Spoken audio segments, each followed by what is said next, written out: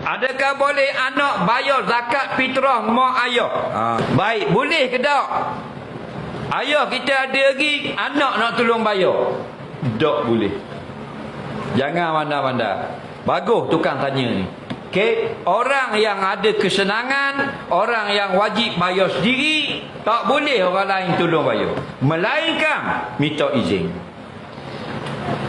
Mak ayah kita nak minta izin nak belanja mak zakat 3 kali tahun ni.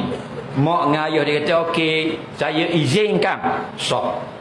Suami wajib bayar fitrah isteri ke isteri wajib bayar fitrah suami?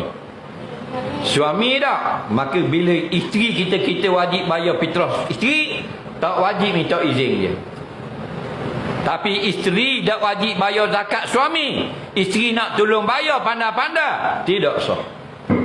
Isteri kena minta izin suami, bang, saya nak bayar zakat terah abang tahun ni, nak guna duit saya sekali, boleh tak bang? Boleh, sah. Anak jiran ni baik ingat dengan kita kenang sungguh anak jiran seorang, hormat kita, tegur lokma kita tak. Jadi kita pun bayar zakat terah, pergi bayar attack hak anak jiran, tidak sah.